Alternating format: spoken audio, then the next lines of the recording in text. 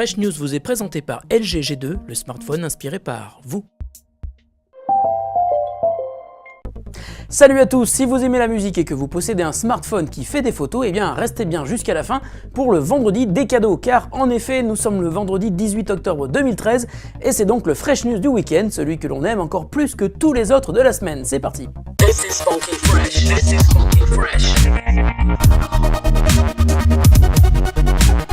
This is funky fresh. This is funky fresh. Souvenez-vous, il y a quelques mois, Facebook sortait son application de messagerie autonome dispo sur tous les OS mobiles. Elle a été depuis largement adoptée par une grande partie des membres du réseau. Chez Twitter, les messages privés s'échangent eux en DM. Depuis cette semaine, il est cependant possible d'en envoyer vers une personne qui ne vous suit pas forcément et apparemment, la messagerie privée de Twitter devrait elle aussi prendre le même virage que Facebook.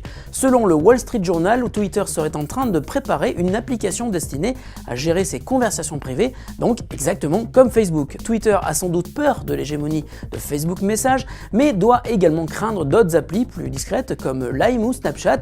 Twitter n'a pas encore confirmé et on ne sait pas si les messages seront toujours limités à 140 caractères, à faire à suivre avec attention. Si vous êtes possesseur de smartphone ou tablette Android, vous connaissez sans doute SwiftKey, et si ce n'est pas le cas, je vous assure que vous ratez vraiment quelque chose. SwiftKey est un clavier qui vous permet d'écrire 2 fois plus vite qu'avec un clavier classique Android, car vous n'avez pas besoin de lever le doigt de l'écran, il suffit de le glisser d'une lettre à l'autre, et l'appli est également capable de deviner les mots que vous allez écrire, c'est assez génial.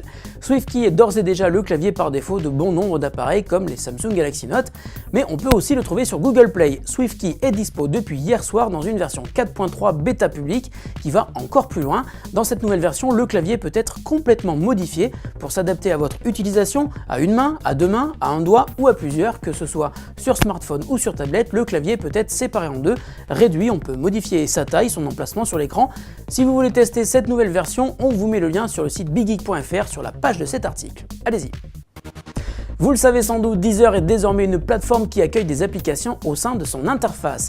Ces applis peuvent avoir des utilités très spécifiques comme celle dont nous allons vous parler aujourd'hui. Elle s'appelle Dooam et c'est une interface de contrôle de playlist Deezer mais adaptée aux petits DOM. Dooam se résume à 2 écrans, le premier est destiné aux parents qui vont pouvoir créer une interface sur mesure en y ajoutant une playlist existante ou en créant une spécialement pour l'occasion. Le second écran est lui destiné aux enfants, il ne contient que les playlists définies par les parents.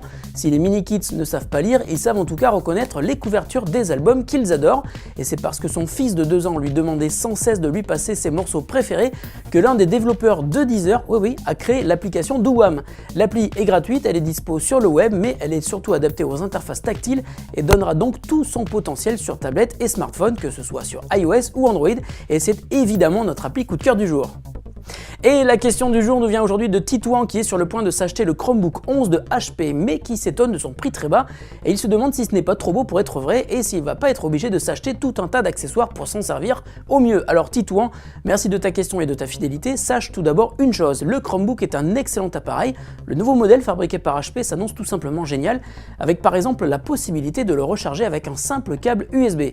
En revanche, et c'est le principe des Chromebooks, son utilisation est fortement dépendante d'une connexion internet. En effet, le stockage n'est que de 16 Go et il repose entièrement sur l'intégration des outils Google. Donc, plutôt que d'acheter un disque dur que tu vas devoir te traîner partout où tu iras, prévois par exemple une grosse clé USB genre 32 ou 64 Go qui prendra beaucoup moins de place et utilise à fond les outils Google. En achetant un Chromebook HP, tu as d'ailleurs droit à 100 Go d'espace disque gratuit pendant 2 ans sur Google Drive.